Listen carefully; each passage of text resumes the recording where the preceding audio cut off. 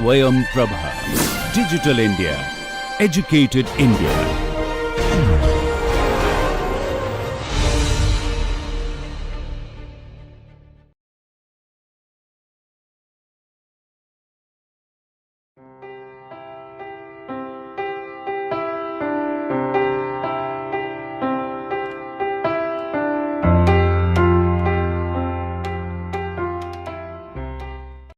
Today we will start discussing about another aspect of the heritage and preservation, that's historic cities and heritage areas.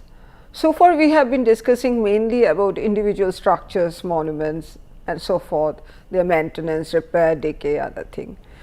And this is a part which encompasses a larger area.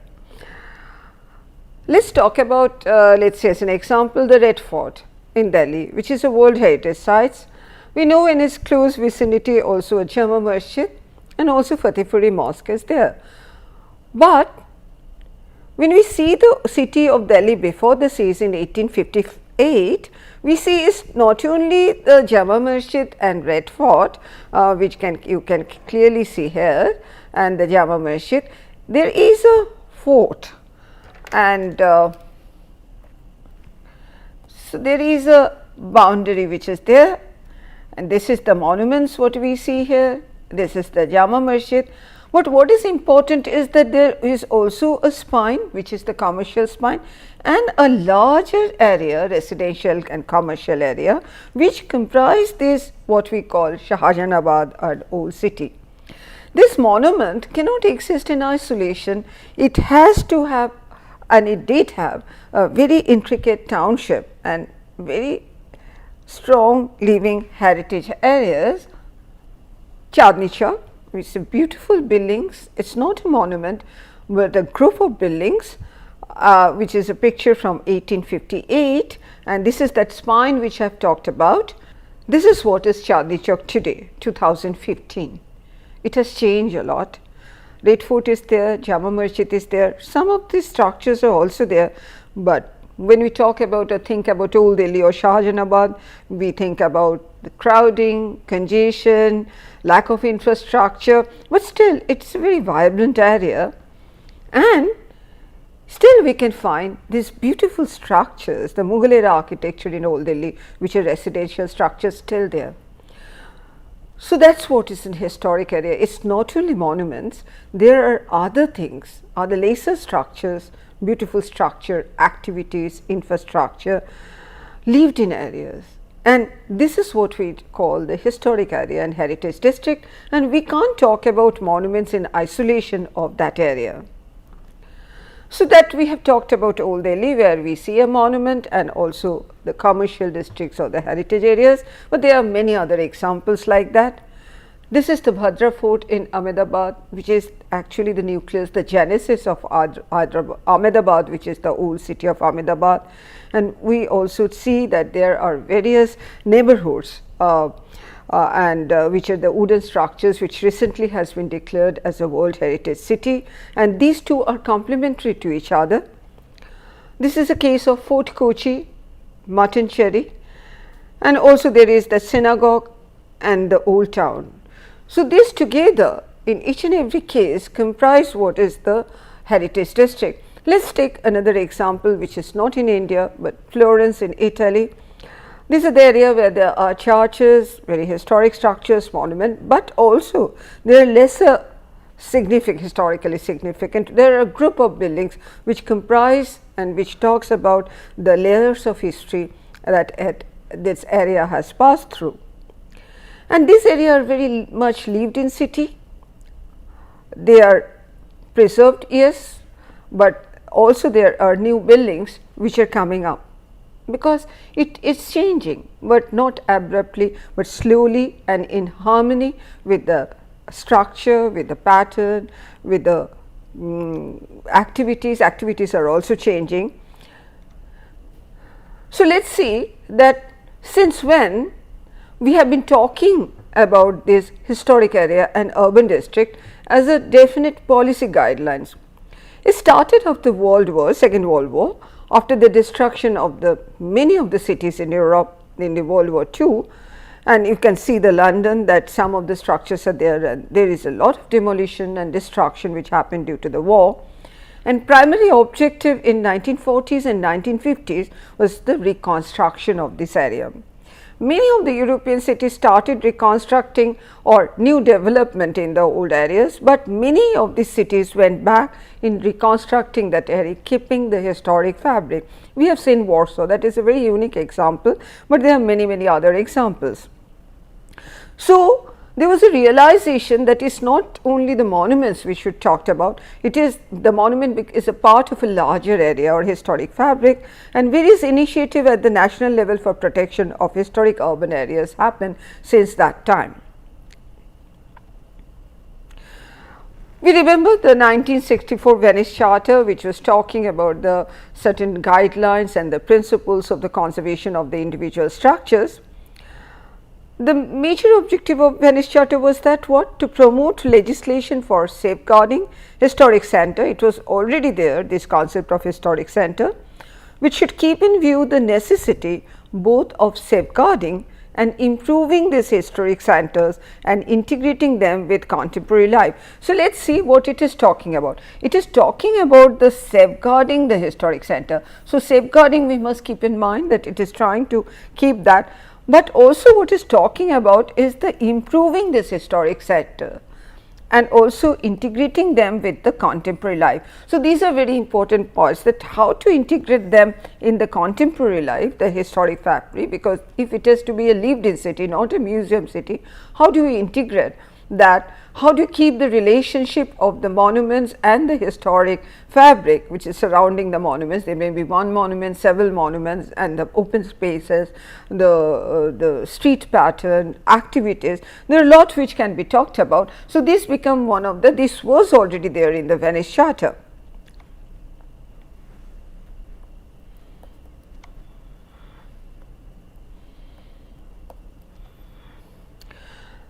There are many examples all over the world where the historic areas, historic cities are lived in. It's Fukushima in Japan. You remember that shrine with what we saw in the water on the sea, the shrine which the water recedes and in the evening, and then in the morning it's sort of half submerged. So, that's the town of where it is a very much lived in, all the activities are happening, but it has been able to maintain the historic fabric and the significance or the value and identity, most important, of the historic fabric. But what are the ways to do that? How to ensure that it is preserved? How to ensure that the historic fabric is the significance and identity is maintained, but still it becomes a lived in city, because there will be the changes to suit it to the contemporary needs, and these are really the challenges. So, what happened that during the period of 70s, there was a realization that we have to change from the monument centric conservation to context of the larger area, the setting and the context, and what is that context. So, there are several charters which started developing, especially in the period of 1970s. First, the World Heritage Convention in 1972, the International Recommendation Concerning Historic Area 1976 of UNESCO. So, and Council of Europe's Amsterdam Declaration in 1975. These are all policy documents which is broadening the concept of what is urban heritage and is integrated conservation. So, this question of integrated conservation, integrating monuments with the surrounding area, integrating the physical structure with the social economic structure and the political system, integrating a small area which is larger domain, and integrating the past, present and the future. This became a challenge. So, during 70s we saw that all these conventions started, we started addressing the concern issues, policies for this larger context of the monuments and talking about the historic areas. Now, let us see 1972 World Heritage Convention, what it talked about. It talked about historic urban areas and the notion of a group of buildings. Not only it has to be a city, it can be a part, it can be a spine where there is a group of buildings which independently may not have a lot of significance, but when as a group they contribute to the significance historically, aesthetically, urban designs, townscape value. So, 1972 World Heritage Convention talked about the historic urban areas and the group of buildings. 1975, the Congress of European Architectural Heritage, they talked about the European Charter of the Architectural Heritage, and in that they talked about the attention to problems faced by the group of lesser buildings in our old towns and characteristic villages in their natural and man-made setting. So, please note that they are talking about the groups of lesser buildings in our old towns, but it is also talking about not only the urban areas, talking about the characteristic villages in their natural and man-made setting. So, it has shifted also its focus from the, it is not shifted, it has expanded its focus also to the rural areas, which are also getting threatened because of the urban expansion and others. So, it is talking about the groups of lesser building both in the historic areas and also in the characteristic villages in the urban settings. But if you are not talking about the museum city, we are not talking about the freezing the cities like Williamsburg, that some of the examples are like that, but we are talking about the lived in cities, lived in historic areas and urban core as a part of a larger city or the villages.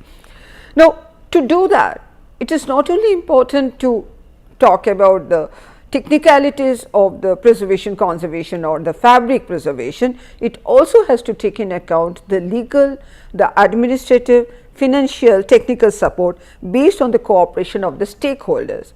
We have to understand that when you are talking about a larger area, we are talking about the private owners or multiple stakeholders.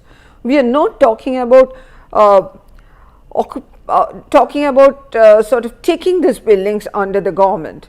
We are talking about the buildings which will remain with the stakeholders and the private ownership, and also sometimes the public and other trust and other things, but these are the stakeholders who have to be brought into the decision making process right from the beginning. So, the cooperation of the stakeholders is very much in, and it also public and the private, and we need to understand the implication in legal, administrative, financial and technical support what is required. 1972 World Heritage Convention. So, it talked about the historic urban area group of buildings, we have already seen that, but it also talked about, as we have already discussed, the group of lesser building and characteristic villages. Let us see some of the examples. For example, historic urban areas, York. York is an historic urban area, we have discussed York. York Minster is one of the very important part of this, and then there are the buildings which are there. Now, this building, as you can see, it is a layer of building. There are the timber building, the brick buildings, the modern buildings which have come up, but they have developed in harmony, keeping the essential characteristics of the historic fabric and keeping its identity, but is changing slowly in harmony, but not drastically, not in an ad hoc manner. So, this is what we call the historic urban areas. The group of buildings. This is an example in the group of building in Isle of Wight in UK, where there is no monument. In the case of York, there is a monument, and one monument and a few churches are there, a lot of churches are there. York Minster is very predominant, but there are areas where there is no monument. There can be just group of buildings like Isle of Wight, and which is now a tourist area, and there are a group of lesser building of the different style, different characteristics from the different ages. So, this can be another type of historic urban area. The third category, the group of lesser building in old town and characteristic villages in the natural or man-made setting. So, this is example from the same area where there are the group of urban, the rural characteristics, sloping roof with the tile roofs and other, which also have been preserved because they are a different characteristic. So, these are the major types, there can be some other variation. These are the major types which the World Heritage Convention started talking about. As we say that there also the integrated conservation which came that time, the concept of the integrated conservation, it was there. It was there even in the during the earlier period also there, but as a sort of a concept, the terminology of the integrated conservation, that is integrating the social fabric, the people, they became sort of formalized during this Declaration of Amsterdam in 1975. So, what it did, it formally sort of started launching the policies of integrated conservation, stressing the responsibility of the local authorities and citizens' participation in such initiative. As I told you that it is this type of concept and planning and policy is not possible without the involvement of the local authorities and the citizens and the participation of the stakeholders. Again, it emphasizes the role of planning, education, legal and administrative measures in protecting the region's architectural heritage. Architectural conservation must become an integral part of urban and regional planning, because otherwise, if you do not talk about the larger context of the region and the larger city, it will really become a sort of an isolated island, and that is what is not desirable. Because it has to become a part of a larger area, and we have to also redefine the role. It is something like that. Suppose there is an old lady in a family, the grandmother, she is looked after very well with medicine and care and protection, other things, proper food, health and other, but because she is not so active as like her younger age, she cannot take part in the physical activity, physical role. So, she is looked after well, but she will not mentally be happy until and unless the family members involve her in the everyday activities, maybe taking advice from her, maybe because her role also has changed, she is not so physically active, but she has the knowledge. So, that can be imparted to the younger generation, she can tell the story, we can look up to her for advice, and then only she will mentally be happy. So, her role has been redefined, and that exactly with the historic urban core. Probably it was a defense area, probably it was a fort or a palace, it is no longer there. But what we have to do is that we have to redefine the role of that historic area, that how it is integrating with the larger master plan, the future policies of that larger area, that is there. So, it is not only taking care of the fabric or preserving it well, we have to find a new role for the historic city, and that is very important. So, and that is what is the underlying concept of the integrated conservation. So, the integrated conservation has to involve the local authorities and citizens again and again, but what is important is that the social factor. It has changed, sort of expanded its focus from the physical factors to much more broader things, the social, economic activities and other factors. And this is a very important concept which was there formally into the Declaration of Amsterdam. It became more people centric. So, we continue with that it needs the new legislative measure, because if we have to talk about taking care of that area and to make it sort of continue and have its new role defined, we have to have the new legislation and administrative measure. It cannot be at par with the larger area and the new development areas. And also we have to talk about the heritage economics, the financial support for conservation. There are various ways of doing that. It also can generate fund that are very important to take care of that when you are talking about the historic areas. Importance of promoting methods, techniques and skills for restoration and rehabilitation. What will be the use, adaptive use, not only of one structure, but in certain area. There may be an old port area or old warehouses. What will be the new role or new activities of that in the larger context of that town or the city? And that needs a very objective assessment, scientific techniques of finding out the attributes, the possibility, different methods and skills. That is very important.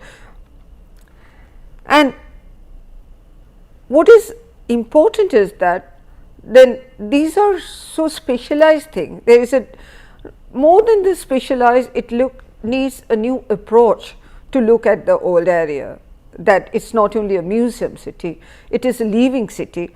So, it needs an exchange of knowledge, experience, training and a capacity building and training program. So, even the architects also knows, or the construction people or the structural engineers know that when we are looking into such structures, all the convenience facilities have to be provided, but it needs probably a different approach of looking that, which we can't, probably it will be different from the new areas. Promotion of an interest in conservation among young people as a prospective discipline, because it is not only the expertise, that how we involve the younger generation in the everyday life, creating awareness and the educational program, heritage walks, making the people appreciate and foster an appreciation, and this started happening in the architectural heritage of the Europe, when we are talking about these historic areas and cities declaration.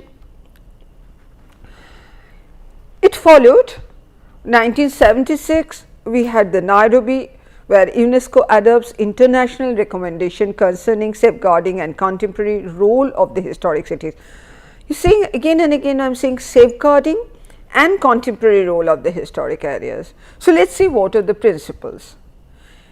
It says every historic area and its surroundings should be considered in their totality as a coherent whole, whose balance and specific nature depend on the fusion of the parts of which it is composed, and which include human activities as much as the building, the spatial organization and the surroundings. All valid elements, including human activities, however modest, thus have a significance in relation to the whole, which must not be disregarded.